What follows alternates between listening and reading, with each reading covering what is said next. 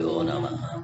हरिः ओम। पूर्णमदः पूर्णमिदं पूर्णात् पूर्णमुदच्यते पूर्णस्य पूर्णमादाय पूर्णमेवावशिष्यते।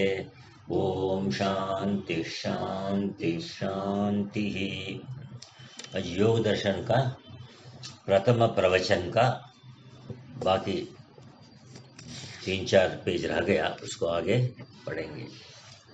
तो यहाँ कल गुरुजी बता रहे थे, वेदांत में जो हम निधिध्यासन कहते हैं उसी को योग दर्शन में योग शब्द से कहा है। इसको समाधि भी कहते हैं। वेद योग दर्शन में समाधि भी कहते हैं निधिध्यासन। निधिध्यासन माने वो अंतिम ये है श्रवण मनन निधिध्यासन। वो तीसरा माने जब श्रवण करके मनन करके निश्चय करोगे, उसमें मन में फिर से आवृत्ति करना, उसका नाम निधिध्यासन है। ये साधन है, ये साधन बहुत। और इस साधन में क्रम कैसे आगे बढ़ना, ये योग दर्शन बतलाता है। निधिध्यासन को हम आगे कैसे बढ़ाना और निधिध्यासन को हम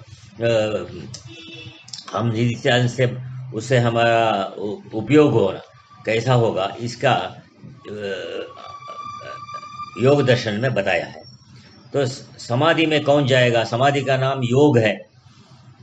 दूसरे आचार्यों ने जितना योगों का कथन किया है, कहीं तो उन्होंने क्रिया योग कहा, कहीं कर्म योग, कहीं हठ योग, कहीं मंत्र योग, कहीं लक्ष्य योग, कहीं लय योग इत्यादि जितने भी योग हैं, इन सब योगों का जो कुछ भी कथन है, तो समाधि में पहुंचोगे तो सब योग आ जाएगा उसके अंदर। वही लक्ष्य है। समाधि माने आत्मा में मन को, जो समरूप आत्मा है उसमें मन को आधान करना। आधान माने उसमें स्थित करना, उसका नाम समाधि है। और शंकराचार्य भी भाष्य में कहा है समाधि आत्मा करके। समाधि माने आत्मा। तो मतलब निर्विकल्प समाधि में पहुंचना है। हठ योग भी निर्विकल्प समाधि में पहुंचने के लिए है। निर्विकल्प समाधि का अर्थ है वृत्ति रहित मन। जब तक मन की वृत्ति चलती रहेगी, कोई ना कोई विषय रहेगा, प्यारा विषय रहेगा, नहीं तो कोई शत्रु रहेगा। जब मन वृत्ति रहित हो जाएगी, सिर्फ प्रकाश रह जाएगा, तो वो टाइम में कोई वृत्ति नहीं रहेगा, लेकिन प्रकाश रहेगा। जो वृत्ति को इतना देर प्रकाश कर रहा था, अभी बिना वृत्ति के वो प्रकाश साफ रहेगा। जैसे अपने अनुभव के लिए समझो, निद्रा तो रोज चाहिए, किंतु गाढ़ निद्रा आएगी तो सुषुप्ति अवस्था में विलक्षण आनंद आएगा। गाढ़ निद्रा में क्या है? मन जो है ये अहमता ममता माने अहम इदम मम इदम, ये वृत्ति से बाहर हो जाता है। यद्यपि सर्वथा वृत्ति का नाश नहीं होता, किंतु अहमता और ममता की जो वृत्ति है वो गाढ़ निद्रा में सुषुप्ति में नहीं रहती। मैं और मेरा, ये अहमता ममता है। किंतु सुषुप्ति में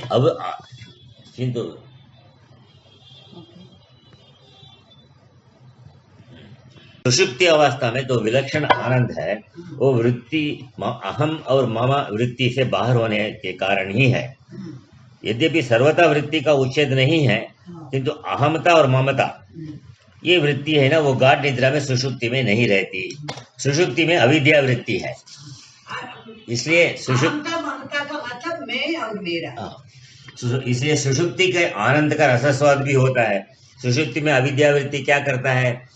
अविद्या की वृत्ति, ये उठने के बाद हम बोलते हैं ना मुझे कुछ नहीं मालूम पड़ा, ये अविद्या वृत्ति है, क्योंकि कोई विषय नहीं वहां।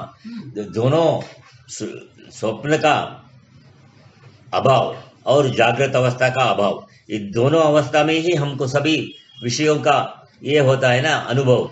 तो यहाँ कोई विषयों का अनुभव नहीं होता है, इसलिए सिर्फ अविद्या रहती है, मन की वृत्ति नहीं। अविद्या वृत्ति भी है, वो तो हम उठने के बाद ही बोलेंगे ना, दृष्टि से नहीं तो सुषुप्ति। मतलब क्या है? उठने के बाद बोलो, उठने के बाद थोड़ी देर के बाद में बोलो, कोई फर्क नहीं पड़ता। बोलता तो है ना, उसका मतलब क्या है? अनुभव हुआ है। बिना अनुभव के कोई नहीं बोलेगा मुझे कुछ नहीं मालूम नहीं पड़ा नींद में। वो अनुभव तो हुआ ना, उसी को अविद्या वृत्ति कहते हैं। उस अनुभव को ही अविद्या वृत्ति कहते हैं।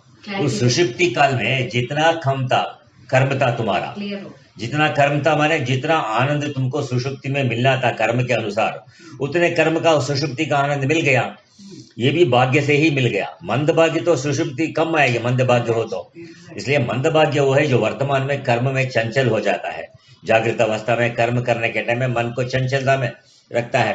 कर्म में चंचलता नहीं होना चाहिए। किसी भी कर्म को करो स्थिर दिमाग से करो, माने इसलिए कर रहा हूँ, ये मेरे लिए उपयोगी है, ऐसा स्थिर दिमाग से करो। लोभ भी रखो किंतु कंट्रोल में रखो। लोभ के अनुसार लाभ हुआ नहीं तो मन अशांत हो जाएगा।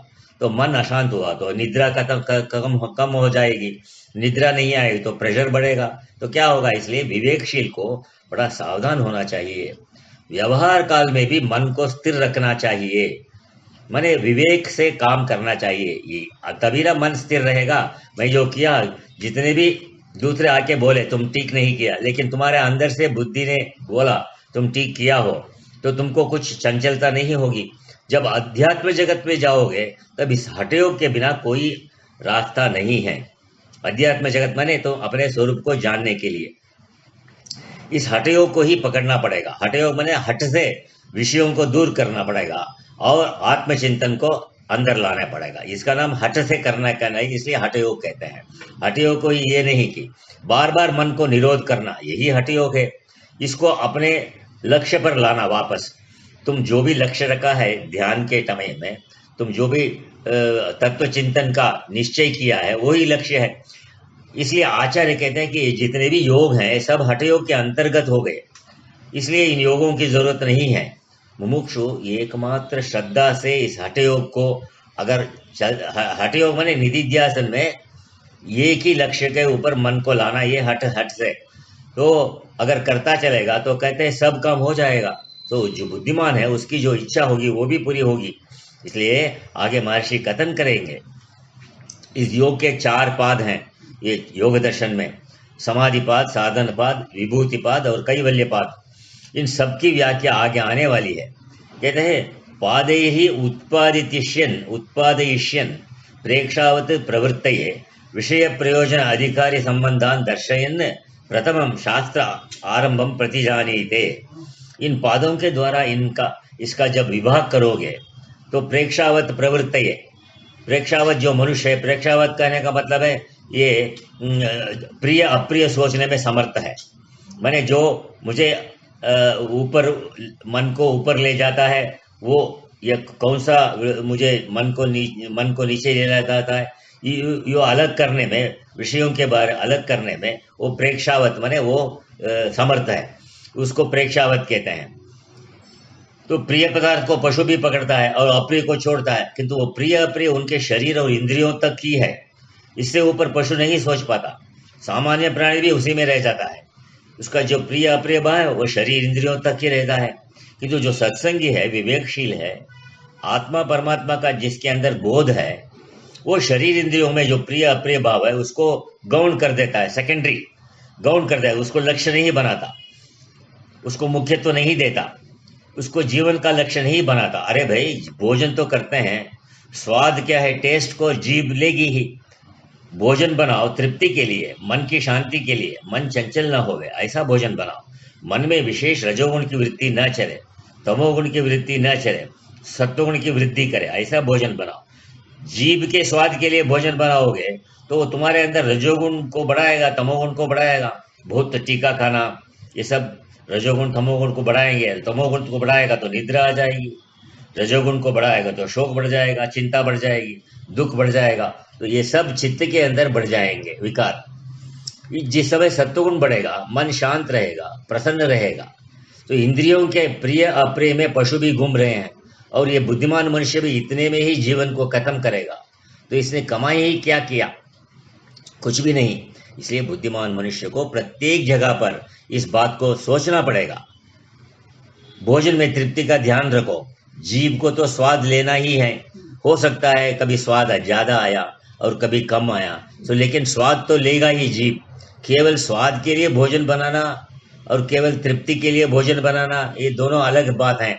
इसी तरह तत्वबोध के लिए चिंतन करना और केवल विषयों की सिद्धि के लिए चिंतन करना ये भी अलग बात है। इसमें डिफरेंस है। केवल इंद्रियों विषयों की सिद्धि के लिए चिंतन करना, इस जीवन को नष्ट करना है। ये योग विद्या जो है और प्रेक्षावत माने जो इस तरह सत्य का निर्णय करने वाले हैं, वे लोग इस मन को तत्वबोध की ओर लगावे, मन को आत्मा की ओर ले आवे। इसलिए जागृत में ये मन स्वभाव से इस शरीर को लेकर चलता है। जागृत अवस्था में स्थूल शरीर, सूक्ष्म शरीर और इंद्रियों को पकड़कर चलता है। ये विषय इस मन के हैंगिंग गार्डन है। जैसे बम्बई में हैंगिंग गार्डन है ना, इन रूप रस गंध स्पर्श शब्द आदि विषयों में ही मन रहता है। इस पृथ्वी पर तो मन पैर रखता ही नहीं। इसलिए निद्रा में गुफा में चला गया, कुछ ही नहीं समझा। तो जागृत में हैंगिंग गार्डन और घुमा, कुछ नहीं समझा, और निद्रा में गुफा में बंद हो गया, कुछ नहीं समझा। कमाई क्या हुई?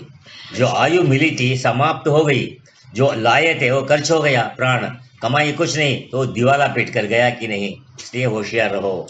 ओम पूर्णमदं पूर्णमिदं पूर्णात् पूर्णमुदच्यते पूर्णस्य पूर्णमादाय पूर्णमेवावशिष्यते।